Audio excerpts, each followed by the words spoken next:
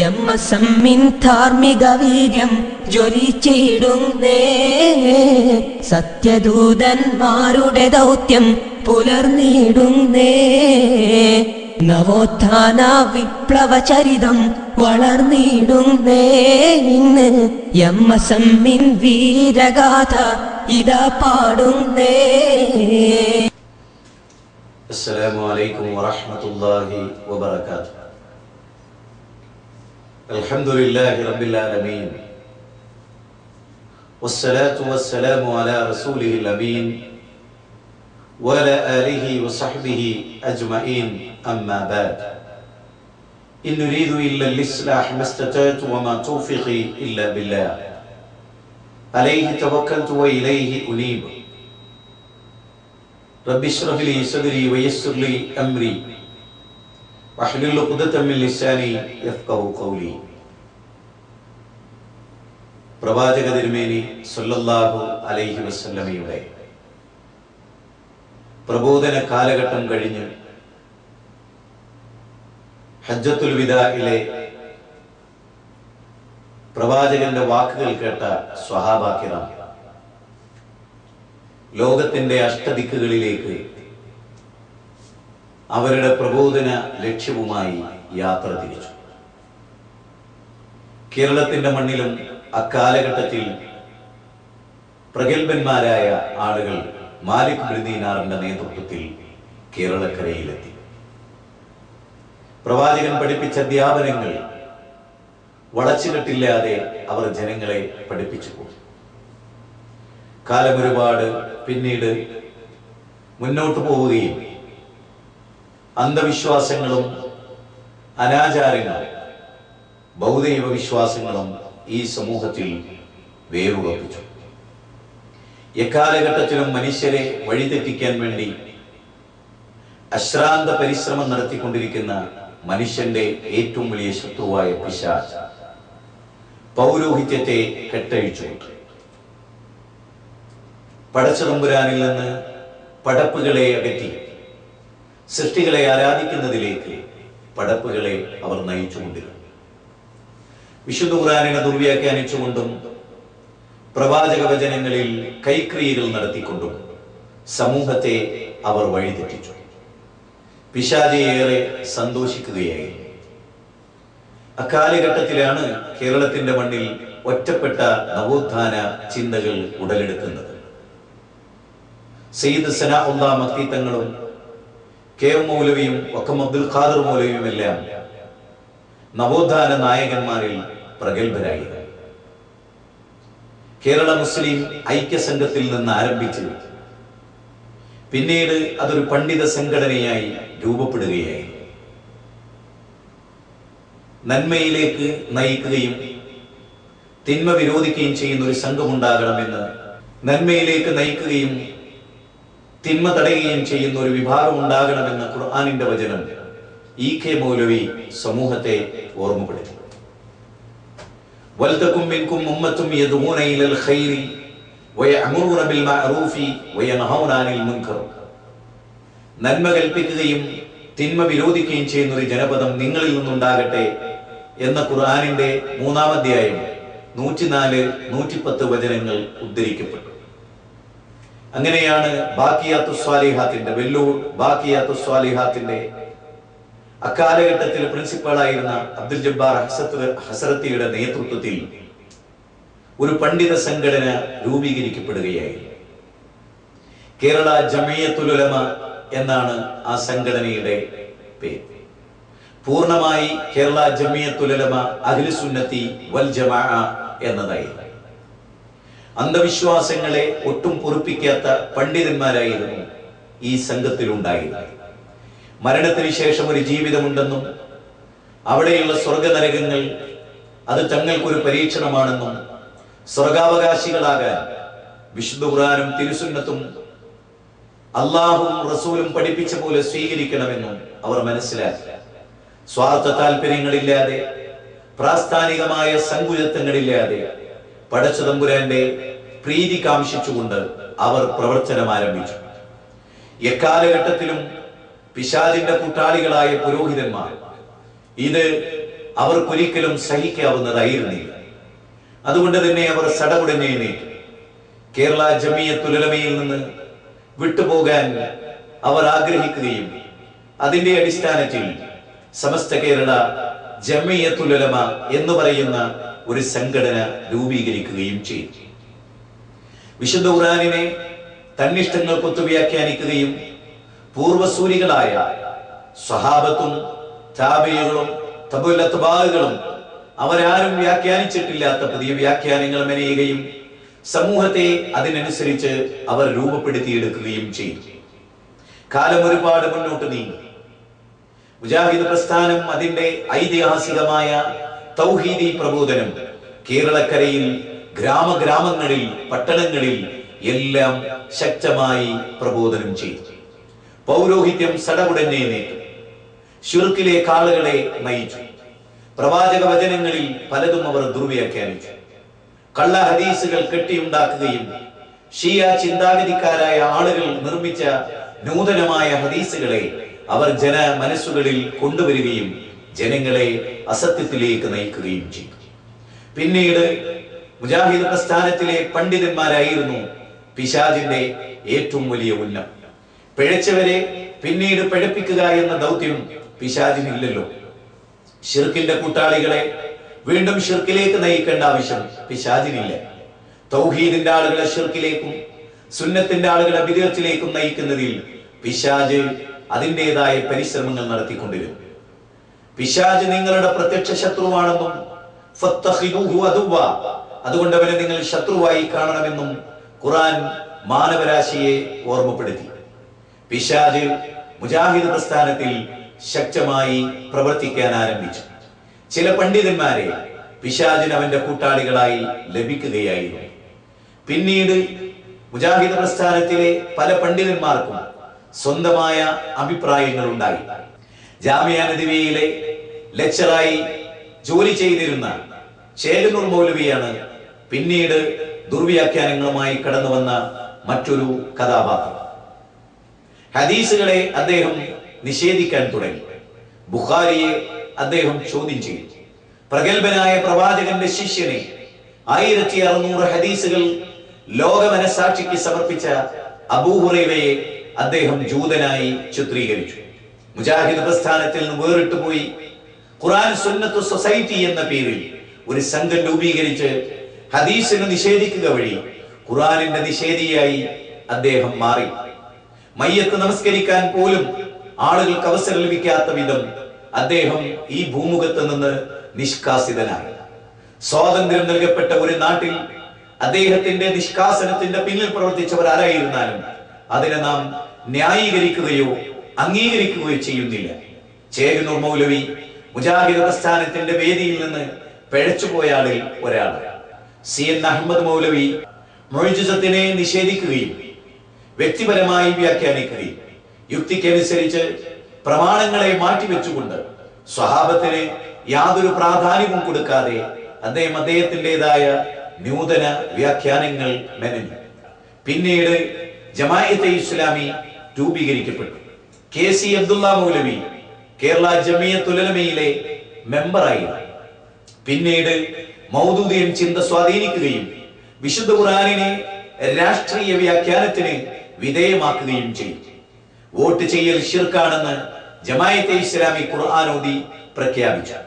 ഇത്തഖദു അഹ്ബാറഹും വറുഹ്ബാനഹും അർബാബൻ മിൻ ദൂനില്ലാഹ് എന്ന ഖുർആനിലെ 9-ാം അധ്യായം 31-ാമത്തെ വചനത്തിന്റെ പശ്ചാത്തലവും സബബുൻ നുസൂലും പരിഗണിക്കാതെ തന്നിഷ്ടത്തിനൊത്ത് ജമാഅത്തെ ഇസ്ലാമി ഖുർആനിനെ വ്യാഖ്യാനിച്ചു.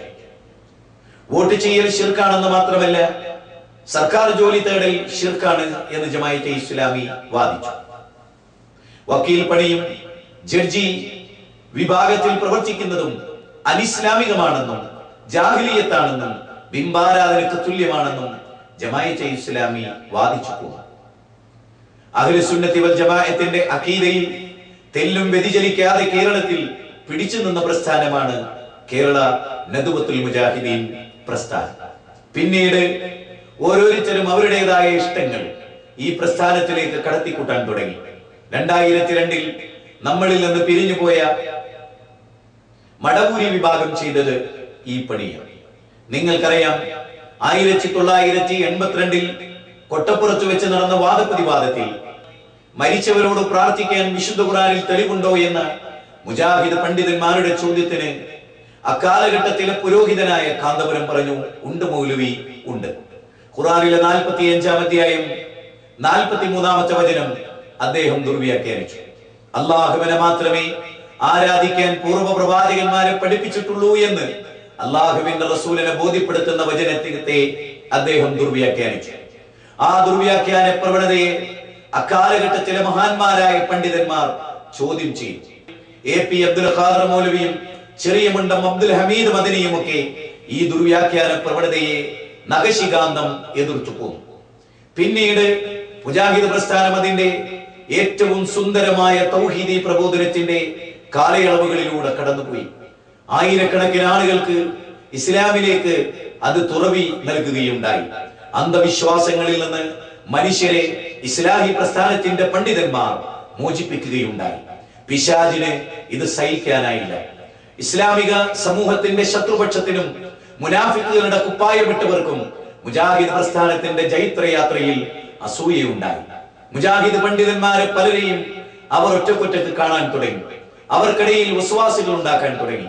അവരുടെ ചിന്തകളിൽ നേരിയ വ്യതിയാനങ്ങൾ പ്രകടമായി. പിന്നീട് ഇഖ്റ ബിസ്മി റബ്ബിക്കല്ലദീ ഖലഖ് എന്ന ഖുർആനിക വചനത്തെ KK മുഹമ്മദ് സുല്ലമി സ്വന്തം ഇഷ്ടപ്രകാരം വ്യാഖ്യാനിച്ചു. അല്ലാഹു അദ്ദേഹത്തിന് പുറത്തു കൊടുക്കട്ടെ എന്ന് നാം പ്രാർത്ഥിക്കുകയാണ്. അദ്ദേഹം വിശുദ്ധ ഖുർആനിനെ തന്നിഷ്ടപ്രകാരം വ്യാഖ്യാനിച്ചപ്പോൾ KJയും കേരള നദ്വത്തുൽ മുജാഹിദീനും KJയുടെ ആസ്ഥാന നഗരിയായ മദീനത്തുൽ ഉലൂമിൽ വെച്ച് 36 മണിക്കൂർ നീണ്ടു നിൽക്കുന്ന ചർച്ചയിലൂടെ മൻഹജു സലഫിന്റെ പ്രാധാന്യവും സ്വഹാബത്തും താബിഈങ്ങളും തബൂൽ അത്ബാഉകളും വ്യാഖ്യാനിച്ച പോലെ ഖുർആൻ വ്യാഖ്യാനിക്കാൻ പാടുള്ളൂ എന്നവർ വാദിച്ചു. ആ പ്രമാണം വിജയിച്ചു. അവസാനം അത് തീരുമാനിക്കപ്പെട്ടു. അതിനുശേഷം അതിനെ ലംഘിച്ചുകൊണ്ട് ഒരു നീല പുസ്തകം പ്രചരിപ്പിക്കുകയുണ്ടായി. അതിൽ ഏറ്റവും വലിയ പങ്ക് വഹിച്ചത് അലവി മൗലവിയുടെ പൊന്നോമന പുത്രൻ A അബ്ദുസ്സലാം സുല്ലമിയായിരുന്നു. ജീവൽ മരണ പോരാട്ടം നടത്തി നവോത്ഥാന പ്രസ്ഥാനത്തിന് ഊടുംപാവും നൽകിയ മഹാസ്വാത്വികനായ അലവി മൗലവി റഹ്മയുള്ളയുടെ മകൻ ഈ വിധത്തിൽ ദുർവ്യാഖ്യാനിക്കാൻ തുടങ്ങി. വിശുദ്ധ ഖുർആനിനെ അനവധി തവണ അദ്ദേഹം ദുർവ്യാഖ്യാനങ്ങൾക്ക് വിധേയമാക്കി. ഹദീസുകളെ യുക്തി കൊണ്ട് അദ്ദേഹം അളന്നു. അദ്ദേഹത്തിന്റെ സഹീഹ് ബുഖാരിയുടെ വ്യാഖ്യാനങ്ങളിൽ തന്നിഷ്ടപ്രകാരമുള്ള ഒരുപാട് വ്യാഖ്യാനങ്ങൾ അദ്ദേഹം നൽകുകയുണ്ടായി. വിശുദ്ധ ഖുർആനിന്റെ 3-ാം അധ്യായം സൂറത്ത് ആൽ ഇംറാനിലെ 175-ാമത്തെ വചനത്തെ അദ്ദേഹം ദുർവ്യാഖ്യാനിച്ചു. മടവൂരികളുടെ എല്ലാ ദുർവ്യാഖ്യാനങ്ങളെയും അക്കാലഘട്ടത്തിലെ യുവപ്രബോധകന്മാർ പിടികൂടി. അതിൽ പേരെടുത്തു പറയേണ്ട ഒരു മഹാവ്യക്തിത്വമാണ് ഡോക്ടർ KK സക്കരിയ സ്വലാഹി. വിശുദ്ധ ഖുർആനിലെ 3-ാം അധ്യായം 175-ാമത്തെ വചനത്തിൽ മക്കാ മുശ്രിക്കുകളെ കുറിച്ചുള്ള പേടി പിശാച് വിശ്വാസികളുടെ മനസ്സിൽ അങ്കുരിപ്പിച്ചു. അതുകൊണ്ട് തന്നെ നിങ്ങൾ മക്കാ മുശ്രിക്കുകളെ പേടിക്കേണ്ടതില്ലെന്നും കാഫിറുകളെയും ജൂതന്മാരെയും നിങ്ങൾ പേടിക്കേണ്ടതില്ലെന്നും എന്ന ഖുർആനിക വചനത്തെ അവർ ദുർവ്യാഖ്യാനിച്ച് പിശാചിനെ നിങ്ങൾ പേടിക്കേണ്ടതില്ല, നിങ്ങൾ എന്നെയാകുന്നു പേടിക്കേണ്ടത് എന്ന് അള്ളാഹു പറയുന്നു എന്ന് അള്ളാഹു പറയാത്ത കാര്യം അള്ളാഹുവിന്റെ പേരിൽ പറയുകയായിരുന്നു. വലാ തൽബിസുൽ ഹഖ്ഖ ബിൽ ബാതിൽ വതക്തുമുൽ ഹഖ്ഖ വഅൻതും തഅലമൂൻ. സത്യത്തെ അസത്യവുമായി അവർ കൂട്ടിക്കുഴച്ചു. വിശുദ്ധ ഖുർആൻ 2-ാം അധ്യായം 42-ാമത്തെ വചനം. ജൂതന്മാരുടെ പാരമ്പര്യമായിരുന്നു ഇത്. അതുകൊണ്ടാണ് സൂറത്ത് ഫാത്തിഹയിൽ ഗൈറിൽ മഗ്ദൂബി അലൈഹിം വലദ്ദാലീൻ എന്ന് നമ്മൾ പ്രാർത്ഥിക്കുന്നത്. അല്ലാഹുവേ, ജൂതന്മാരുടെ പാതയിൽ നീ ഞങ്ങളെ ഉൾപ്പെടുത്തരുതേ. അതോടൊപ്പം വഴിവെച്ച ക്രിസ്ത്യാനികളുടെയും ദൗർഭാഗ്യം എന്ന് പറയട്ടെ, സലാം സുല്ലമി ഈ വഴി തിരഞ്ഞെടുക്കുകയായിരുന്നു. അദ്ദേഹത്തെ പിന്തുടർന്നിട്ടുള്ള ആളുകളും ഇതേ വഴിയിലൂടെ യാത്ര തിരിക്കുകയായിരുന്നു. മുജാഹിദ് പ്രസ്ഥാനം അതിനെ നഖശികാന്തം എതിർത്തു. മാതൃസംഘടനയുടെ പ്രബോധകന്മാരുടെ പ്രബോധനം കേട്ട് കേരള ജനത ഉണർന്നു. മടപൂരികളിൽ പലർക്കും ബോധമുണ്ടായി. അവർ തിരിച്ച് മാതൃസംഘടനയെ ചേക്കേറി.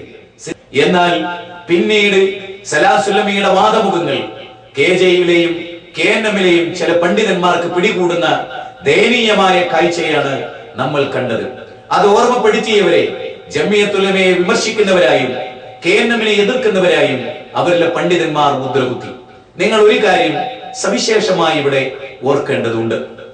കടവത്തൂരിൽ നടന്ന മടവൂരികൾക്കുള്ള മറുപടിയിൽ KK സക്കരിയ സ്വലാഹി സൂറത്തു ആൽ ഇംറാനിലെ 175-ാമത്തെ വചനത്തെ ദുർവ്യാഖ്യാനിച്ച സലാം സുല്ലമിയുടെ വിദണ്ഡവാദങ്ങളെ പ്രമാണങ്ങൾ വെച്ച് ഖണ്ഡിച്ചു. അതിന്റെ തൊട്ടുമേലെയുള്ള ഖുർആനിക വചനം ഉദ്ധരിച്ചുകൊണ്ട് യഥാർത്ഥത്തിൽ അല്ലാഹു എന്താണ് ഉദ്ദേശിക്കുന്നത് എന്ന് അദ്ദേഹം അന്ന് പഠിപ്പിച്ചു കൊടുത്തു. പിശാചിനെ അല്ലാഹുവിനെ ഭയപ്പെടുന്ന പോലെ മുജാഹിദുകളിലെ ഔദ്യോഗിക വിഭാഗം ഭയപ്പെടുന്നു എന്ന് സുല്ലമിയുടെ പുതിയ കണ്ടെത്തലിനെ KK സക്കരിയ സ്വലാഹി തകർത്ത് തരിപ്പണമാക്കി. എന്നാൽ പിന്നീട് സലാം സുല്ലമി നടത്തിയ അതേ ദുർവ്യാഖ്യാനം ജമിയത്തുലമയിലെ പ്രഗൽഭ പണ്ഡിതനും KNM-ന്റെ സെക്രട്ടറിമാരിൽ ഒരാളുമായ ഇന്ന് ഈ സംഘടനയിലെ കുഴപ്പത്തിന് ചുക്കാൻ പിടിക്കുന്ന വ്യക്തി സലാം സുല്ലമിയുടെ അതേ വഴി സ്വീകരിച്ച് മുന്നേറുന്ന കാഴ്ച ജാമിയ നദ്വിയിൽ വിളിച്ചു വരുത്തിയ മുജാഹിദ് പ്രവർത്തകർക്കിടയിൽ അദ്ദേഹം നടത്തിയ വിദണ്ഡവാദത്തിൽ നാം കാണുകയാണ്. ഇതേ ഖുർആനിക വചനത്തെ സലാം സുല്ലമി എങ്ങനെ ദുർവ്യാഖ്യാനിച്ചുവോ അതുപോലെ അദ്ദേഹം ദുർവ്യാഖ്യാനിച്ചു. സഹോദരങ്ങളെ, സലാം സുല്ലമി ദുർവ്യാഖ്യാനിച്ചാൽ അത് ദുർവ്യാഖ്യാനവും നമുക്ക് ഇഷ്ടപ്പെട്ട ഒരു പണ്ഡിതൻ ദുർവ്യാഖ്യാനിച്ചാൽ അത് ദുർവ്യാഖ്യാനമല്ല എന്ന് പറയുന്നത് ഏത് നീതിബോധത്തിന്റെ അടിസ്ഥാനത്തിലാണ്? വലാ യജ്രിമന്നകും ശൻആന ഖൗമിൻ അലാ അല്ലാ തഅദിലു അഅദിലു ഹുവ അഖറബു ലിത്തഖ്വ. ഒരു വിഭാഗത്തോടുള്ള ഈർഷ്യത, അവരോട് അനീതി കാണിക്കാൻ നിങ്ങളെ പ്രേരിപ്പിക്കാതിരിക്കട്ടെ എന്ന ഖുർആനിന്റെ 5-ാം അധ്യായം 8-ാമത്തെ വചനം ഇത്തരുണത്തിൽ നാം ഓർക്കേണ്ടതാണ്. വലവലാ അൻഫുസികും വബിൽ വാലിദൈനി വല്ലഖ്റബീൻ യകൂനു വലിയൻ ഔ ഫഖീറാ. ഖുർആനിലെ 4-ാം അധ്യായം 135-ാമത്തെ വചനം. നിങ്ങളുടെ മാതാപിതാക്കൾക്കും നിങ്ങൾക്കെതിരിലുമായിരുന്നാലും നിങ്ങൾ നീതിക്ക് വേണ്ടി നിലകൊള്ളണമെന്നാണ്. ഖുർആനിന്റെ വചനത്തെ ദുർവ്യാഖ്യാനിച്ച സലാം സുല്ലമിയെ നാം പിടികൂടുകയും അദ്ദേഹം പുതിയ വാദക്കാരനാണെന്ന് പറയുകയും അദ്ദേഹം യുക്തിവാദിയാണെന്ന് നാം പ്രചരിപ്പിക്കുകയും ചെയ്തുവെങ്കിൽ അതേ വഴി സ്വീകരിച്ച നമ്മുടെ കൂട്ടത്തിലെ ഈ പണ്ഡിതനെ നാം എന്ത് പിടിക്കണം? സഹോദരങ്ങളെ, വളരെ പ്രധാനമായ ഒരു കാര്യത്തിലേക്ക് നിങ്ങളുടെ ശ്രദ്ധ ക്ഷണിക്കുകയാണ്. ജമിയത്തുൽ ഉലമ പുറത്തിറക്കിയ റുഖിയ ശർഇയ്യ, അതുപോലെ തന്നെ പിശാച് തുടങ്ങിയ വിഷയങ്ങളിൽ ജമിയത്തുൽ ഉലമ പണ്ഡിതോചിതമായി ചർച്ച നടത്തി എന്ന് പറയുന്ന ഒരു പുസ്തകമുണ്ടല്ലോ ഈ അടുത്ത കാലത്ത് പ്രചരിപ്പിക്കപ്പെട്ടത്. അതിൽ ധാരാളം തെറ്റുകളുണ്ട് എന്ന് പല ആളുകളും ചൂണ്ടിക്കാണിച്ചു. അവരെ കഴുതകളെന്നും വിഡ്ഢികളെന്നും വിളിച്ച് വിമർശിച്ചവരോട് വളരെ ഹൃദയഹാരിയായി ഒരു ചോദ്യം ചോദിക്കട്ടെ. 2006-ൽ സലാം സുല്ലമി ദുർവ്യാഖ്യാനിച്ച അതേ ആയത്ത് 2009-ൽ ഇത് ഞാൻ ഈ പറഞ്ഞ പണ്ഡിതൻ ദുർവ്യാഖ്യാനിക്കുന്നു. ദുർവ്യാഖ്യാനിക്കുക മാത്രമല്ല, അതിൽ ഉറച്ചു നിൽക്കുകയും പിന്നീട് 2011-ന് ശേഷം ജമിയത്തുൽ ഉലമ ഒരു ബുക്ക് ഇറക്കാൻ തീരുമാനിക്കുകയും 2012-ൽ അത് ബുക്കായി പ്രസിദ്ധീകരിക്കുകയും ചെയ്തപ്പോൾ സലാം സുല്ലമിയുടെ അബദ്ധം 2009-ൽ ബോധപൂർവം ജാമിയ നദ്വിയിൽ വെച്ച് നടത്തിയ ഈ ദുർവ്യാഖ്യാനം എങ്ങനെ ജമിയത്തുൽ ഉലമയുടെ ബുക്കിൽ വന്നു? പരിഭാവനത്വം തുളുമ്പി നിൽക്കുന്ന ജമിയത്തുൽ ഉലമയെ ഹൈജാക്ക് ചെയ്ത് മടവൂരിസം പ്രചരിപ്പിച്ചതിനെ എതിർത്തതാണോ ഞങ്ങൾ ചെയ്ത തെറ്റ് എന്ന് നിങ്ങൾ ഗൗരവമായി ഓർക്കണം. MT വിഷനെ പല രൂപത്തിൽ ദുർവ്യാഖ്യാനിക്കുകയും തെറ്റിദ്ധരിപ്പിക്കുകയും ചെയ്തവർ മാക്സിമം തെറ്റിദ്ധരിപ്പിക്കുന്ന വിഷൻ എന്നും മുജാഹിദുകളുടെ തൗഹീദിൽ മായം ചേർക്കുക, വിഷം ചേർക്കുന്നവരെന്ന് പറയുന്നവരോട് മൂവർ സംഘത്തെ തിരുത്തുന്ന വിഷൻ എന്ന് തിരുത്തി വായിക്കണമെന്ന് ഈ സന്ദർഭത്തിൽ ഞാൻ ഓർമ്മപ്പെടുത്തുകയാണ്. മൂവർ സംഘത്തെ തിരുത്തുന്ന വിഷൻ, അതാണ് MT വിഷൻ എന്ന തിരിച്ചറിവ് നിങ്ങൾക്കുണ്ടാകണം. സ്വർഗമാണ് നിങ്ങൾ ആഗ്രഹിക്കുന്നതെങ്കിൽ സ്വർഗത്തിന്റെ വഴിത്താരകൾ ഒരിക്കലും നിങ്ങൾക്ക് നഷ്ടപ്പെട്ടു പോകരുത് എന്ന് ആഗ്രഹിക്കുന്നത് കൊണ്ട് ഖുർആൻ ദുർവ്യാഖ്യാനിക്കുന്ന ഈ പിശാചിന്റെ സന്തത സഹചാരികളിൽ നിന്ന് നിങ്ങളെ മോചിപ്പിക്കുകയാണ്. ജമിയത്തുൽ ഉലമയല്ല നിങ്ങൾ വിമർശിച്ചത്. പരിഭാവനത്വമുള്ള ജമിയത്തുൽ ഉലമയെ ഈ ദുർവ്യാഖ്യാനക്കാർ ഹൈജാക്ക് ചെയ്ത് അതിന്റെ പണ്ഡിതന്മാരെ വിലക്കെടുത്ത് അവരെ തെറ്റിദ്ധരിപ്പിച്ചപ്പോൾ ജമിയത്തുൽ ഉലമ നൂറ്റാണ്ടുകളോളം നിലനിൽക്കേണ്ട ഒരു പണ്ഡിത സംഘടനയാണ് എന്ന് നിങ്ങൾ ഓർക്കണം. അതിന്റെ പേരിലാണ് ഈ കരിഞ്ചന്ത. അതിനെ തൊണ്ടി സഹിതം പിടിക്കുകയാണ് MT വിഷൻ ഈ സംരംഭത്തിലൂടെ ചെയ്യുന്നത്. നിങ്ങൾ ആ ഭാഗം വളരെ പ്രസക്തമായി കേൾക്കുകയും വബശ്ശിർ ഇബാദ് അല്ലദീന യസ്തമിഊനൽ ഖൗൽ ഫയത്തബിഊന അഹ്സനഹു ഉലൈക അല്ലദീന ഹദാഹുമുല്ലാഹ് വഉലൈക ഹും ഉലുൽ അൽബാബ്. വാക്കുകൾ ശ്രദ്ധിച്ചു കേൾക്കുകയും അതിൽ ഏറ്റവും നല്ലത് പിൻപറ്റുകയും ചെയ്തവർ അവർക്കാണ് അല്ലാഹു ഹിദായത്ത് നൽകുക. അവരാകുന്ന ബുദ്ധിജീവികൾ എന്ന് അല്ലാഹു പറയും. ഈ കൂട്ടത്തിലായിരിക്കണം നമ്മൾ. പ്രമാണങ്ങളുടെ പിന്നാലെ പോവുകയും പ്രമാണങ്ങളെ അംഗീകരിക്കുകയും 1982 കാന്തപുരം ഖുർആൻ ദുർവ്യാഖ്യാനിച്ചപ്പോൾ നാം പിടികൂടി. വിശുദ്ധ ഖുർആനിലെ 4-ാം അധ്യായം 64-ാമത്തെ വചനത്തെ വലൗ അന്നഹും യളമു അൻഫുസഹും ജാഊക എന്ന വചനത്തെ 4 വർഷങ്ങളിലായി 4 എഡിഷനുകളിലായി ആയത്ത് തിരുത്തുകയും അർത്ഥങ്ങൾ തിരുത്തുകയും നബി സല്ലല്ലാഹു അലൈഹി വസല്ലമ അല്ലാഹുവിനോട് പൊറുക്കലിനെ തേടുക എന്നതിനു പകരം റസൂലിനോട് പൊറുക്കലിനെ തേടണമെന്ന് ദുർവ്യാഖ്യാനിച്ച് ശിർക്ക് പ്രചരിപ്പിച്ച പൗരോഹിത്യത്തെ പിടിച്ചുകെട്ടിയ നാം അതേ പാതയിൽ തുടരുന്നു എന്ന് കേൾക്കുമ്പോൾ വേദനയുണ്ട്. അതുകൊണ്ട് തന്നെ ആ ഭാഗം വിശദീകരിക്കുകയാണ് MT വിഷൻ. നിങ്ങളുടെ ഹൃദയം ഇതിനു നേരെ തുറന്നു വെക്കുക. നമുക്കാരോടും വിരോധമില്ല, നമുക്കാരോടും പക്ഷപാതിത്വമില്ല, നാം ആരുടെയും അടിമകളല്ല. അള്ളാഹുവിന്റെ അടിമകളാകാൻ നാം ശ്രമിക്കുക. ഇനി തുടർന്ന് നിങ്ങൾ ഈ തട്ടിപ്പിന്റെ എല്ലാ വശവും കേൾക്കുകയും മനസ്സിലാക്കുകയും ചെയ്യുക. സന്ദർഭോചിതമായി ഇനിയും വിശദീകരണം ഉണ്ടാകും. അള്ളാഹു നമ്മെ സത്യത്തിൽ ഉറപ്പിച്ചു നിർത്തുമാറാകട്ടെ. അസ്സലാമു അലൈക്കും വറഹ്മത്തുള്ളാഹി. ബിസ്മില്ലാഹിർ റഹ്മാനിർ റഹീം. അദ്ധ്യായം 3 ആലു ഇമ്രാൻ. മദീനയിൽ അവതരിച്ചത്. وَإِنَّ مِنْهُمْ لَفَرِيقًا يَلْوُونَ أَلْسِنَتَهُم بِالْكِتَابِ لِتَحْسَبُوهُ مِنَ الْكِتَابِ وَمَا هُوَ مِنَ الْكِتَابِ وَيَقُولُونَ هُوَ مِنْ عِندِ اللَّهِ وَمَا هُوَ مِنْ عِندِ اللَّهِ وَيَقُولُونَ عَلَى اللَّهِ الْكَذِبَ وَهُمْ يَعْلَمُونَ.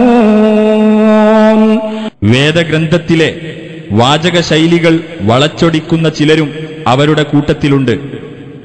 അത് വേദഗ്രന്ഥത്തിൽപ്പെട്ടതാണെന്ന് നിങ്ങൾ ധരിക്കുവാൻ വേണ്ടിയാണത്. അത് വേദഗ്രന്ഥത്തിലുള്ളതല്ല. അവർ പറയും അത് അല്ലാഹുവിന്റെ പക്കൽ നിന്നുള്ളതാണെന്ന്. എന്നാൽ അത് അല്ലാഹുവിങ്കൽ നിന്നുള്ളതല്ല. അവർ അറിഞ്ഞുകൊണ്ട് അല്ലാഹുവിന്റെ പേരിൽ കള്ളം പറയുകയാണ്. മനുഷ്യനിർമ്മിതമായ സങ്കല്പങ്ങൾക്കും സിദ്ധാന്തങ്ങൾക്കും ചരിത്രത്തിലെന്നും അല്പായുസ് മാത്രമേ ഉണ്ടായിട്ടുള്ളൂ. വാചക കസർത്തുകൾ കൊണ്ടും അക്ഷരങ്ങളുടെ മായാജാലങ്ങൾ കൊണ്ടും അല്പകാലം അത് പിടിച്ചു നിൽക്കും. പിന്നീട് അവകൾക്കെല്ലാം ചരിത്രത്തിന്റെ ചവറ്റുകൊട്ടയിലെ അഗാധ സുഷുപ്തിയാണ് കാലം വിധിച്ചിട്ടുള്ളത്. ലാ ഇലാഹ ഇല്ലല്ലാഹ് എന്ന കലിമത്തു തൗഹീദിൽ നിന്നും ഊർജവും വീര്യവും ഉൾക്കൊണ്ട് അള്ളാഹുവിന്റെ മാർഗത്തിൽ കഠിനമായി യത്നിക്കുന്നവരാണ് നാം മുജാഹിദുകൾ. പരിശുദ്ധ ഖുർആനും അതിന്റെ വിശദീകരണമായ നബിചര്യയും സ്വീകരിക്കുന്നതിനും സ്വീകരിച്ചാചരിക്കുന്നതിനും സച്ചരിതരായ സലഫുകളുടെ മാർഗം അവലംബിച്ചുകൊണ്ട് നമ്മുടെ മുൻഗാമികൾ വെട്ടിത്തെളിച്ച പാതയിലൂടെ നടന്നു നീങ്ങുന്ന നമുക്ക് നന്മയുടെ കൈത്തിരിയായി മാലോകരുടെ മുമ്പിൽ ഇന്നും വിളിച്ചു പറയാനുള്ളത് മുൻഗാമികൾ വിട്ടേച്ചു പോയ നൂറ്റാണ്ടുകളോളം പഴക്കമുള്ള അതേ ആദർശം തന്നെയാണ്. ബുദ്ധിക്കും ഇംഗിതത്തിനും സ്ഥാനം കൊടുത്തുകൊണ്ട് ഇസ്ലാമിനെ അവസരോചിത മതമാക്കി മാറ്റാൻ തൊത്തുദീക്ഷയില്ലാത്ത വിധം നാവും പേരയും ഉപയോഗിക്കുന്ന ആളുകൾ ഈ പഴക്കമുള്ള ആദർശത്തെ പരിക്കേൽപ്പിക്കാൻ എന്നും ശ്രമിച്ചിട്ടുണ്ട്. ഇസ്ലാമിനെ നെഞ്ചോട് ചേർത്ത സലഫുകളുടെ ആദർശത്തെ ജീവനേക്കാൾ ഉപരി സ്നേഹിച്ച, വാക്കിലും പ്രവൃത്തിയിലും ലക്ഷ്യത്തിലും സജീവത കൈവരിച്ച പ്രബോധകന്മാർ ഇത്തരം അപകടകാരികളെ കയ്യോടെ പിടികൂടിയിട്ടുണ്ട് എന്ന് നമ്മൾ അനുസ്മരിക്കേണ്ട ചരിത്രമാണ്. ഇന്നിതാ സംഘടനാ നേതൃത്വം ത്രസിപ്പിച്ചപ്പോൾ ഉടലെടുത്ത തന്റെ മടവൂരി ചിന്തക്ക് ആധികാരികതയുണ്ടാക്കാൻ പ്രമാണങ്ങളിൽ വന്ന തെളിവുകൾ മൂടിവെച്ചുകൊണ്ടും അള്ളാഹുവിന്റെ വചനങ്ങളിൽ ഗൗരവമായ തിരിമറികൾ നടത്തിക്കൊണ്ടും പ്രബോധന മേഖലകളിൽ അലറിക്കൊണ്ട് അരക്കെട്ടുറപ്പിച്ചിറങ്ങിയിരിക്കുകയാണ് ഒരു പണ്ഡിതൻ. മുജാഹിദ് പ്രസ്ഥാനത്തിന്റെ പദവികൾ ദുരുപയോഗം ചെയ്ത് ഇയാൾ നടത്തുന്ന അട്ടിമറികൾ പ്രമാണബദ്ധമായി തന്നെ നിങ്ങളുടെ മുമ്പിൽ സമർപ്പിക്കാനാണ് MT വിഷന്റെ ഈ എളിയ ശ്രമം. പ്രമാണങ്ങളിൽ ഇയാൾ നടത്തിയ കൃത്രിമത്തിന്റെ അപകടം ഇസ്ലാഹി പ്രസ്ഥാനത്തിലെ പല പ്രബോധകന്മാരും സഗൗരവം മുജാഹിദ് കൈരളിയെ ഉണർത്തിയിട്ടുള്ളതാണ്. എന്നാൽ ഇത് ഉണർത്തിയ പണ്ഡിതർ ഈ ആദർശ പ്രസ്ഥാനത്തിന്റെ പുറത്തും അതല്ലാത്തവർ പ്രസ്ഥാനത്തിന്റെ അകത്തും ഇതെന്തൊരു ദുര്യോഗം. إن الذين يكتمون ما أنزلنا من البينات والهدى من بعد ما بيناه للناس في الكتاب أولئك يلعنهم الله ويلعنهم اللاعنون. إلا الذين تابوا وأصلحوا وبينوا فأولئك أتوب عليهم وأنا التواب الرحيم. ഈ രണ്ട് വചനങ്ങൾ വിശ്വാസികളെ നമ്മുടെ നെഞ്ചകത്തേക്കായി ഇത് കൊള്ളുന്നത് വിശുദ്ധ ഖുർആനാണ്. 2-ാം അധ്യായമാണ്, 189 160. ഇനി അർത്ഥം കേൾക്കണ്ടേ? ഞാനൊരല്പ ഫാസ്റ്റ് കുറച്ചിട്ട് പറയാം. അർത്ഥം കേട്ടോ. നാം അവതരിപ്പിച്ച തെളിവുകളും മാർഗദർശനവും വേദഗ്രന്ഥത്തിലൂടെ ജനങ്ങൾക്ക് നാം വിശദമാക്കി കൊടുത്തതിന് ശേഷം മറച്ചുവെക്കുന്നവരാരോ അവരെ അള്ളാഹു ശപിക്കും. ജിന്നിനെ പറ്റി അള്ളാഹു പറഞ്ഞു ഒരായത്തില്. ആ ആയത്തിനെ തിരുത്തുക. യുഹവ്വിഫു ഔലിയാഅഹു, ഖുർആൻ പറഞ്ഞു നിങ്ങൾ അവനെ ഭയപ്പെടേണ്ടതില്ല, പിശാചിനെയല്ല നിങ്ങൾ പേടിക്കേണ്ടത്. ഫലാ തഖാഫൂഹും വഖാഫൂനി, എന്നെയാണ് നിങ്ങൾ ഭയപ്പെടേണ്ടത്. യുഹവ്വിഫു ഔലിയാഅഹു, ഖുർആൻ പറഞ്ഞു നിങ്ങൾ അവനെ ഭയപ്പെടേണ്ടതില്ല, പിശാചിനെയല്ല നിങ്ങൾ പേടിക്കേണ്ടത്. ഫലാ തഖാഫൂഹും വഖാഫൂനി, എന്നെയാണ് നിങ്ങൾ ഭയപ്പെടേണ്ടത്. ആ ആയത്തിന്റെ മാറ്റുക. പാതകമല്ലേ? അപരാധമല്ലേ? അപകടമല്ലേ?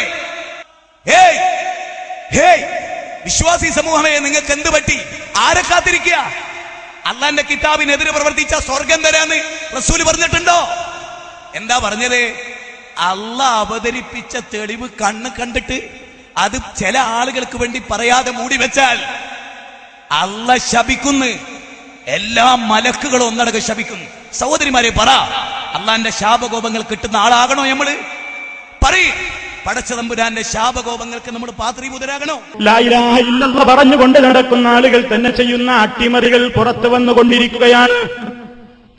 പരിശുദ്ധ ഖുർആനിന്റെ നേരെ ഒരു കാലഘട്ടത്തിലും ഒരാൾക്കും ധൈര്യം വരാത്ത സംഗതികളാണ് നടന്നുകൊണ്ടിരിക്കുന്നത്. ഇതറിയാതെ പോകരുത്, കാണാതെ പോകരുത്. വിശുദ്ധ ഖുർആനിനെ സംബന്ധിച്ച് അല്ലാഹ് പറഞ്ഞിട്ടുണ്ട്, അതിനെ നാം കാക്കുന്നതാണ്, അതിനെ നാം തന്നെ സംരക്ഷിക്കുന്നതാണ്.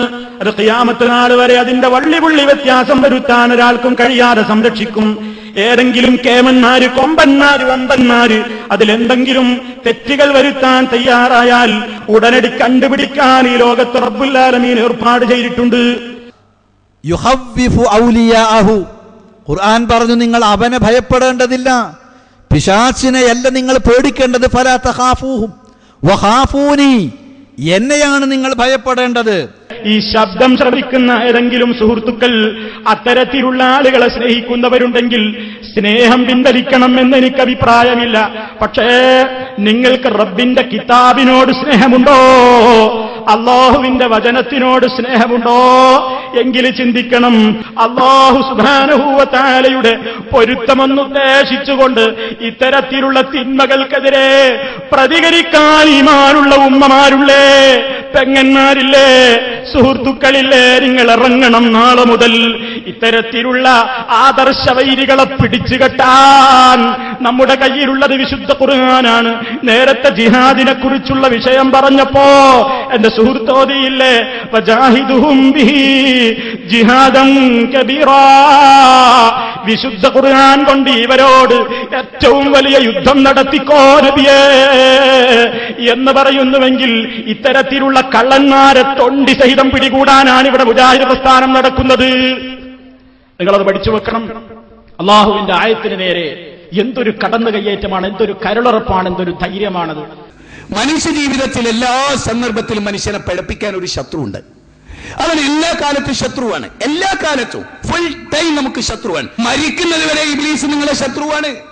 ഫത്തഖിദൂഹു അദുവ്വ, അവൻ നിങ്ങളെ ശത്രു. അതുകൊണ്ട് ജാഗ്രത പുലർത്തണം. ഈ വിഷയം ചർച്ച ചെയ്തപ്പോ എന്താ പറഞ്ഞത്? ഇത് ജിന്നൂരികളാണ്, ജിന്നിലേക്കുള്ള വിളിക്കലാണ് എന്നൊക്കെയാണ്. ഇത് അമാനമൗലയുടെ ഞാൻ ഇങ്ങനെ തന്നെ കൊണ്ടുവന്ന് കാണിക്കുന്നത് എന്തിനറിയോ? അമാനമൗലവി ഈ അടുത്ത കാലത്ത് ജീവിച്ച കുട്ടി മൗലവിപ്പെട്ട ഒരാളല്ല. കുട്ടി മൗലവിമാർ അങ്ങനെ ചില ആളുകളുടെ വിമർശനമാണ്. അമാനമൗലവി കുട്ടി മൗലവി അല്ല. ഇത് അമാനമൗലയുടെ 2ാം വള്ളിയാ. ഞാൻ പേജ് നമ്പർ പറഞ്ഞത് നിങ്ങൾ പെണ്ണുങ്ങളോ ആണുങ്ങളോ ഒക്കെ ഒന്ന് പോയിട്ട് നോക്കണം.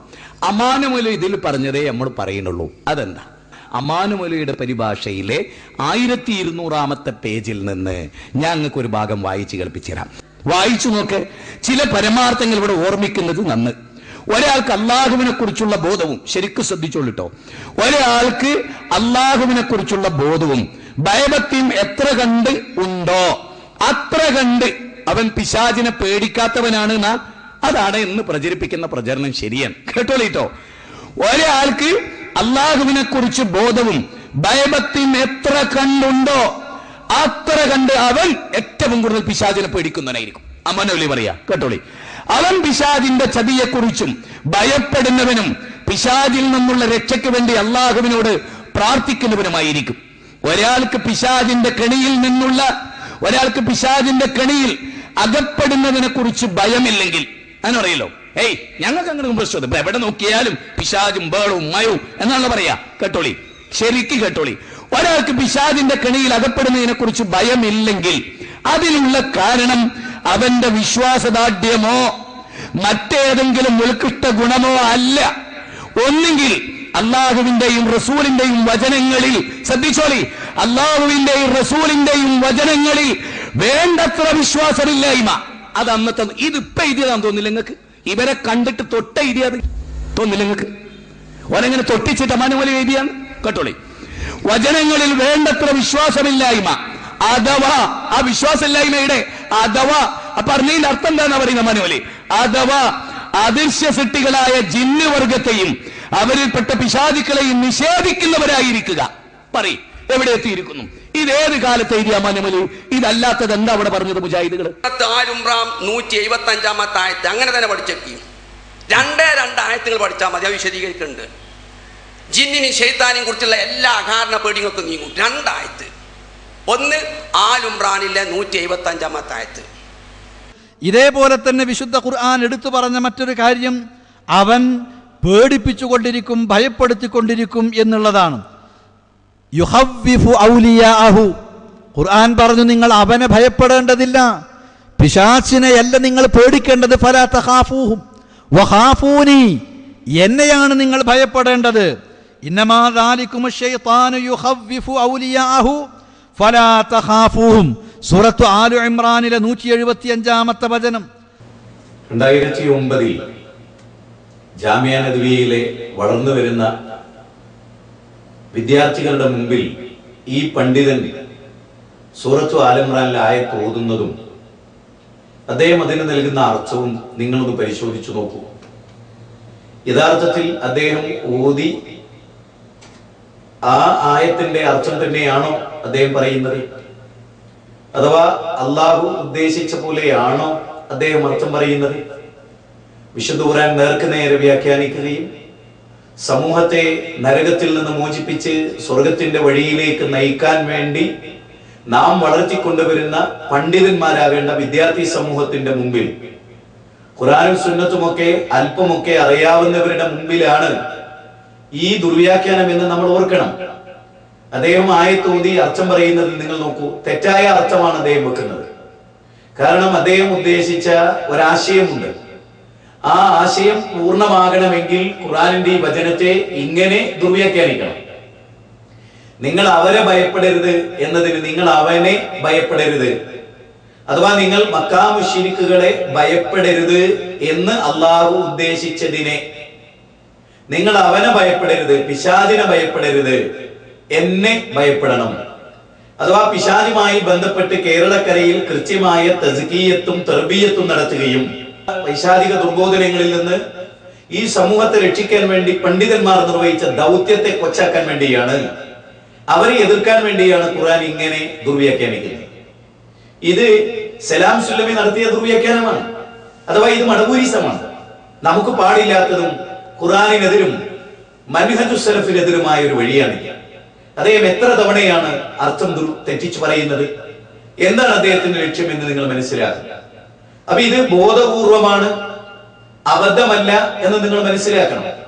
ഇത് അബദ്ധമാണ്, ചെറിയ തെറ്റാണ്, വേണമെങ്കിൽ ന്യായീകരിക്കാം എന്നൊക്കെ പറയുന്ന ഭാഗങ്ങൾ തുടർന്ന് വരുന്നുണ്ട്. ആ ഭാഗത്ത് അതുമായി ബന്ധപ്പെട്ട കമന്റുകൾ ഉണ്ടാകും. നിങ്ങൾ അദ്ദേഹം ഈ വചനത്തിന് നൽകുന്ന അർത്ഥവും വിശദീകരണവും നിങ്ങൾ ശ്രദ്ധിച്ചു നോക്കൂ. ബോധപൂർവമായാണ് എന്ന് പറയാൻ കാരണം ഇത് ജമിയത്തുൽ ഉലമയുടെ ബുക്കിൽ വന്നു. എന്നെ ഞെട്ടിപ്പിച്ച് കളഞ്ഞ ഒരു വാർത്ത ഇതിന്റെ പ്രൂഫ് നോക്കാൻ ഏൽപ്പിക്കപ്പെട്ട വ്യക്തി ഈ കൊടുത്തിരിക്കുന്ന വ്യാഖ്യാനം ശരിയല്ല എന്ന് ബോധ്യപ്പെടുത്തിയപ്പോൾ അതെന്താണ് ചെയ്യേണ്ടത് എന്ന് ചോദിച്ചപ്പോൾ അത് അങ്ങനെ തന്നെ നിലനിൽക്കട്ടെ എന്നും ഈ പണ്ഡിതൻ പറഞ്ഞു അത്രേ. എത്ര ഗൗരവമായിട്ടാണ് നാം ഇത് കാണേണ്ടത്? ബോധപൂർവമല്ലേ ഈ ദുർവ്യാഖ്യാനം? ഇത്തരം ആളുകളെയാണോ നമ്മൾ ജമിയത്തുൽ ഉലമയുടെ പണ്ഡിതന്മാരായി കൊണ്ടു നടക്കേണ്ടത്? നമ്മുടെ ആദർശ പ്രസ്ഥാനത്തെ ജനങ്ങളുടെ മുമ്പിൽ ഏറ്റവും കൂടുതൽ വൈകൃതമാക്കി അവതരിപ്പിക്കുന്ന ഇവരെയാണോ നാം സ്വീകരിക്കേണ്ടത്? അല്ലാഹു സുബ്ഹാനഹു വ തആലയിലേക്ക് മടങ്ങിപ്പോകുന്ന ഒരു ദിവസത്തെ എന്തുകൊണ്ട് നാം ഭയപ്പെടുന്നില്ല എന്ന് ഇത്തരുണത്തിൽ ഗൗരവമായി നാം ഓർക്കേണ്ടതുണ്ട്. അത് ഓർമ്മപ്പെടുത്തിയവരെ ജമിയത്തുൽ ഉലമയെ വിമർശിക്കുന്നവരായും KNM-നെ എതിർക്കുന്നവരായും അവരിലെ പണ്ഡിതന്മാർ മുദ്രകുത്തി. നിങ്ങൾ ഒരു കാര്യം സവിശേഷമായി ഇവിടെ ഓർക്കേണ്ടതുണ്ട്. കടവത്തൂരിൽ നടന്ന മടവൂരികൾക്കുള്ള മറുപടിയിൽ KK സക്കരിയ സ്വലാഹി സൂറത്തു ആൽ ഇംറാനിലെ 175-ാമത്തെ വചനത്തെ ദുർവ്യാഖ്യാനിച്ച സലാം സുല്ലമിയുടെ വിദണ്ഡവാദങ്ങളെ പ്രമാണങ്ങൾ വെച്ച് ഖണ്ഡിച്ചു.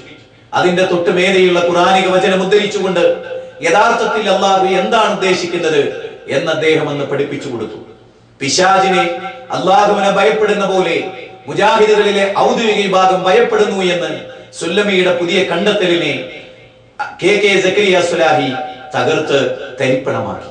എന്നാൽ പിന്നീട് സലാം സുല്ലമി നടത്തിയ അതേ ദുർവ്യാഖ്യാനം ജമിയത്തുൽ ഉലമയിലെ പ്രഗൽഭ പണ്ഡിതനും KNM-ന്റെ സെക്രട്ടറിമാരിൽ ഒരാളുമായ ഇന്ന് ഈ സംഘടനയിലെ കുഴപ്പത്തിന് ചുക്കാൻ പിടിക്കുന്ന വ്യക്തി സലാം സുല്ലമിയുടെ അതേ വഴി സ്വീകരിച്ച് മുന്നേറുന്ന കാഴ്ച ജാമിയ നദിവയിൽ വിളിച്ചു വരുത്തിയ മുജാഹിദ് പ്രവർത്തകർക്കിടയിൽ അദ്ദേഹം നടത്തിയ വിദണ്ഡവാദത്തിൽ നാം കാണുകയാണ്.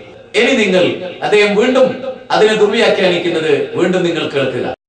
വേദഗ്രന്ഥത്തിലെ വാചക ശൈലികൾ വളച്ചൊടിക്കുന്ന ചിലരും അവരുടെ കൂട്ടത്തിലുണ്ട്. അത് വേദഗ്രന്ഥത്തിൽ പെട്ടതാണെന്ന് നിങ്ങൾ ധരിക്കുവാൻ വേണ്ടിയാണത്. പിശാച് മനുഷ്യനെ പേടിപ്പിച്ചുകൊണ്ടിരിക്കും. അവൻ പേടിപ്പിക്കുന്നത് കണ്ട് നിങ്ങൾ ഭയപ്പെടേണ്ടതില്ല, പേടിക്കേണ്ടതില്ല. നിങ്ങൾ ഭയപ്പെടേണ്ടത് എന്നെയാണ്. അത് വേദഗ്രന്ഥത്തിലുള്ളതല്ല. അവർ പറയും അത് അല്ലാഹുവിന്റെ പക്കൽ നിന്നുള്ളതാണെന്ന്. എന്നത്രേ വിശുദ്ധ ഖുർആൻ വ്യക്തമാക്കുന്നത്. അത് വേദഗ്രന്ഥത്തിലുള്ളതല്ല. അവർ പറയും അത് അല്ലാഹുവിന്റെ പക്കൽ നിന്നുള്ളതാണെന്ന്. എന്നത്രേ വിശുദ്ധ ഖുർആൻ വ്യക്തമാക്കുന്നത്. അത് വേദഗ്രന്ഥത്തിലുള്ളതല്ല. അവർ പറയും അത് അല്ലാഹുവിന്റെ പക്കൽ നിന്നുള്ളതാണെന്ന്. എന്നത്രേ വിശുദ്ധ ഖുർആൻ വ്യക്തമാക്കുന്നത്. എന്നത്രേ വിശുദ്ധ ഖുർആൻ വ്യക്തമാക്കുന്നത്.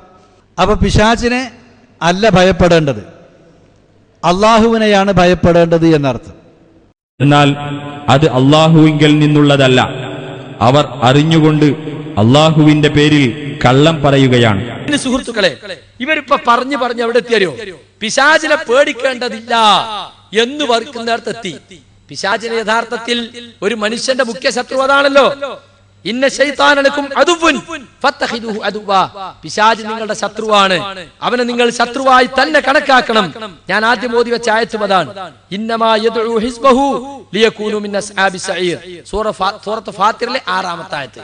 അവൻ അവന്റെ കക്ഷിക്കാരെ ക്ഷണിക്കുന്നത് കത്തിക്കരിയുന്ന നരകത്തിന്റെ അവകാശികളാകാൻ വേണ്ടിയാണ്. നമ്മുടെ ശത്രുവെ കുറിച്ച് ഡീറ്റെയിൽ ആയിട്ട് വിശദമായി നമ്മൾ മനസ്സിലാക്കിയാൽ അതിനനുസരിച്ച് നമുക്ക് സൂക്ഷ്മത ഉണ്ടാവും. അതുകൊണ്ട് തന്നെ തസ്കിയത്ത് ക്ലാസുകളിലൊക്കെ പിശാചിന്റെ കെണിയെ കുറിച്ച് പ്രബോധകന്മാർ കാലാകാലങ്ങളിൽ ജനങ്ങളെ ഉണർത്താറുണ്ട്. ഏതായാലും ഇയാൾ ഇപ്പൊ പറയുന്നത് ഒരൊറ്റ ആയത്ത് മതി ഇവരെ എല്ലാ വാദത്തെയും പൊളിക്കാൻ, അത് പഠിച്ചു വെച്ചോളി എന്ന് പറഞ്ഞിട്ട് ഇയാളെ ആയത്ത് ഉദ്ധരിക്കുന്നുണ്ട്. കേട്ടോളി നിങ്ങളെ പൊട്ടത്തരം. സൂറത്ത് ആൽ ഇംറാൻ 175-ാമത്തെ ആയത്ത് അങ്ങനെ തന്നെ പഠിച്ചേക്കും. ഇന്നമാ ദാലികും ശൈത്താനു യുഖവ്വിഫു ഔലിയാഹു ഫലാ തഖാഫൂഹും. സൂറത്ത് ആൽ ഇംറാനിലെ 175-ാമത്തെ വചനം. പിശാച് മനുഷ്യനെ പേടിപ്പിച്ചുകൊണ്ടിരിക്കും. അവൻ പേടിപ്പിക്കുന്നത് കണ്ട് നിങ്ങൾ ഭയപ്പെടേണ്ടതില്ല, പേടിക്കേണ്ടതില്ല. നിങ്ങൾ ഭയപ്പെടേണ്ടത് എന്നെയാണ് എന്നത്രേ വിശുദ്ധ ഖുർആൻ വ്യക്തമാക്കുന്നത്. സൂറത്ത് ആൽ ഇംറാൻ 175-ാമത്തെ ആയത്ത് അങ്ങനെ തന്നെ പഠിച്ചേക്കും. രണ്ടേ ആയത്തുകൾ പഠിച്ചാൽ മതി, അത് വിശദീകരിക്കുന്നുണ്ട്. ജിന്നിനും ശൈത്താനെയും കുറിച്ചുള്ള എല്ലാ അകാരണ പേടികൾക്കും നീങ്ങും. 2 ആയത്ത്. ഒന്ന് ആൽ ഇംറാനിലെ 175-ാമത്തെ ആയത്ത്. മറ്റേ ഞാൻ പിന്നീട് വിശദീകരിക്കുന്നുണ്ട്. വെറുതെ ഒക്കെ ഒരൊറ്റ ആയത്ത് മതി നമുക്ക് വെറുതെ എല്ലാം പൊളിച്ചാല്. ഇങ്ങനെയുണ്ട് ഒക്കെ പൊളിക്കണ ആയത്ത് കേട്ടോളിത്തോ, മടവൂരികൾ എഴുതി വെച്ചോളി. إنما ذلكم الشيطان يخوف أولياءه فلا تخافوهم وخافون إن كنتم مؤمنين. നിങ്ങളെ പേടിപ്പിക്കാൻ ശ്രമിച്ചത് പിശാചു മാത്രമാകുന്നു. അവൻ തന്റെ മിത്രങ്ങളെപ്പറ്റി നിങ്ങളെ പേടിപ്പെടുത്തുകയാണ്. അതിനാൽ നിങ്ങൾ അവരെ ഭയപ്പെടാതെ എന്നെ ഭയപ്പെടുക, നിങ്ങൾ സത്യവിശ്വാസികളാണെങ്കിൽ. ഇന്നമാ ദാലികുമുശ് ശൈത്വാനു യുഖവ്വിഫു ഔലിയാഅഹ ഫലാ തഖാഫൂഹും വഖാഫൂനി ഇൻ കുൻതും മുഅ്മിനീൻ. ശൈത്താനെ പേടിക്കേണ്ട ആയത്താണ്. എല്ലാ പേടിയും അത് മുഴുവൻ പൊളിക്കാട്ടോ കേട്ടോളി. എന്താ ചെറിയമുണ്ടോ പറപ്പൂരും കൊടുത്ത അർത്ഥം? അത് നിങ്ങളെ പേടിപ്പിക്കാൻ ശ്രമിച്ചത് പിശാച് മാത്രമാകുന്നു. അവൻ തന്റെ മിത്രങ്ങളെ പറ്റി നിങ്ങളെ പേടിപ്പെടുത്തുകയാണ്. അതിനാൽ നിങ്ങൾ അവരെ ഭയപ്പെടാതെ എന്നെ ഭയപ്പെടുക, നിങ്ങൾ സത്യവിശ്വാസികളാണെങ്കിൽ. ഇതിലെവിടെ സുന്നബി ശൈത്താനെ പേടിക്കണ്ടാന്ന്? എവിടെ മടവൂരികളെ ഏറ്റി നടക്കുന്ന മുഹദ്ദിദിന്റെ പൊട്ടപ്പോയത്തം കാണിച്ചേരും. ഒരു ശൈത്താനും കണ്ടു, ഫലാ തഖാഫൂനിന്നും കണ്ടു, വഖാഫൂനിന്നും കണ്ടു. അപ്പൊ ശൈത്താനെ പേടിക്കണ്ടാന്ന്. ഇത് എന്താ സംഭവം എന്നറിയോ? ഉഹദ് യുദ്ധം കഴിഞ്ഞിട്ട് തിരിച്ചു. ആ യുദ്ധത്തിന് മുസ്ലിങ്ങൾ കുറച്ച് പരാജയം ഉണ്ടായല്ലോ. അബൂ സുഫിയാനും കൂട്ടരും തിരിച്ചു പോകുമ്പോൾ അടുത്ത കൊല്ലം ബദറിൽ വെച്ചിട്ട് കാണാം. പക്ഷെ ബദറിന്റെ സീസൺ ആയപ്പോഴേക്ക് യുദ്ധത്തിന് ഒരുക്കം ചെയ്യാൻ അവർക്ക് സാധിച്ചില്ല. ക്ഷാമവും മറ്റും പിടിപെട്ടു. പക്ഷെ മാനക്കേടല്ലേ അങ്ങനെ പറഞ്ഞിട്ട് പോകാതിരുന്നാൽ? അപ്പൊ അതിനോടൊരു കള്ളപ്രചരണം അയച്ചു വിട്ടു. നുഐം ബിൻ മസൂദ് എന്ന് പറയുന്ന ഒരുത്തനെ മദീനയിലേക്ക് ശട്ടം കെട്ടി അയച്ചു. ഖുറൈശികൾ മക്കയിൽ വമ്പിച്ച പടയൊരുക്കം നടത്തുന്നുണ്ട് എന്ന് മദീനയിൽ പ്രചരണം നടത്താൻ. ആ പ്രചരണം ചില മുനാഫിക്കീങ്ങൾ ഏറ്റെടുത്തു. യഹൂദികളായ ശത്രുക്കളും ഏറ്റെടുത്തു. അവർ കള്ളപ്രചരണം നടത്തി. ആ കള്ളപ്രചരണം ഉണ്ടാക്കിയത് പിശാചാണ്. അതിനെപ്പറ്റി അത് പറയുന്നത് കേട്ടോ. പക്ഷേ സത്യവിശ്വാസികളോട് പറയാണ്, ആ മുനാഫിക്കീങ്ങളെ നിങ്ങൾ പേടിക്കണ്ട, ആ യഹൂദികളെ നിങ്ങൾ പേടിക്കണ്ട, നിങ്ങൾ എന്നെയാണ് പേടിക്കേണ്ടത് എന്ന് പറയാണ്. അപ്പൊ പിശാചിന്റെ മിത്രങ്ങളെ പേടിക്കണ്ട എന്ന് പറഞ്ഞിടത്ത് പിശാചിനെ പേടിക്കണ്ട, യഹൂദിനെയും മുനാഫിക്കിനെയും പേടിക്കണ്ട എന്നുള്ളത് ശൈത്താനെ പേടിക്കണ്ട. അപ്പൊ ശൈത്താനും കണ്ടു, ഫലാ തഖാഫൂന്നും കണ്ടു. ഓ അടിച്ചു വിടുക, ഒറ്റ മതി നമുക്ക്, ഒക്കെ പൊളിച്ച നല്ല പൊളിക്കല. അതിന്റെ മേലത്തെ ആയത്ത് എന്താണെന്നറിയോ? അതേറ്റ് ബന്ധപ്പെട്ട ആയത്തത് 153 154. الذين قال لهم الناس إن الناس قد جمعوا لكم فاخشوهم فزادهم إيمانا وقالوا حسبنا الله ونعم الوكيل. ആ ജനങ്ങൾ നിങ്ങളെ നേരിടാൻ സൈന്യത്തെ ശേഖരിച്ചിരിക്കുന്നു, അവരെ ഭയപ്പെടണമെന്ന് ആളുകൾ അവരോട് പറഞ്ഞപ്പോൾ അത് അവരുടെ വിശ്വാസം വർദ്ധിപ്പിക്കുകയാണ് ചെയ്തത്. സഹാബികൾക്ക് ഈമാൻ വർദ്ധിച്ചു. മാത്രല്ല അവർ പറഞ്ഞു, അതായത് സഹാബികൾ പറഞ്ഞു, ഞങ്ങൾക്ക് അല്ലാഹു മതി, ഭരമേൽപ്പിക്കുവാൻ ഏറ്റവും നല്ലത് അവനത്രേ എന്ന് പറഞ്ഞിട്ട് ഞാൻ നേരത്തെ പറഞ്ഞ ഉഹദ് യുദ്ധത്തിന് ശേഷം ഉണ്ടായ ആ കള്ളപ്രചരണത്തെ കുറിച്ചുള്ള അടിക്കുറിപ്പ് ചെറിയ മുണ്ടം കൊടുക്കാണ്. അമാനി മൗലവി കൊടുത്ത അടിക്കുറിപ്പ് കേട്ടോളി. മദീന വ്യാഖ്യാനം. മദീനയെ ആക്രമിക്കുവാൻ ഖുറൈശികൾ വമ്പിച്ച സൈന്യശേഖരം നടത്തുന്നുണ്ട്. അവർ ഈ രാജ്യം നശിപ്പിച്ചേക്കും, അവരെ ഭയപ്പെട്ടുകൊള്ളണം എന്നിങ്ങനെ മുകളിൽ കണ്ടതുപോലെയുള്ള ഭീഷണികളും കള്ളപ്രചരണങ്ങളും ഒക്കെ പിശാചിന്റെ വകയാണ്. അവനും അവന്റെ അനുയായികളുമാണ് അതിന്റെ വക്താക്കൾ. അവന്റെ ബന്ധുക്കളായ അവിശ്വാസികളെ കുറിച്ച് നിങ്ങളിൽ ഭയം ജനിപ്പിച്ച് നിങ്ങളെ നിർവീര്യരാക്കി മുതലെടുക്കുകയാണ് അവന്റെ ലക്ഷ്യം. അത്തരം ഭീഷണിക്കൊന്നും സത്യവിശ്വാസികളായ നിങ്ങൾ വഴങ്ങരുത്. സത്യവിശ്വാസികളായ സ്ഥിതിക്ക് നിങ്ങൾ അല്ലാഹുവിനെ മാത്രമാണ് ഭയപ്പെടേണ്ടത് എന്ന് സാരം. അപ്പൊ അള്ളാഹുവിനെ ഭയപ്പെടണം, പിശാചിന്റെ മിത്രങ്ങളെ പേടിക്കണ്ട എന്ന് പറഞ്ഞത് പിശാചിനെ പേടിക്കണ്ട എന്നാക്കി വ്യാഖ്യാനിച്ചു. പക്ഷേ ഇയാള് പറഞ്ഞ വലിയ ആനക്കാരി വെച്ച് മുണിങ്ങി നടക്കല്ലേ, ഓരോന്നിന്റെ നടത്തവും കിബറും കണ്ട.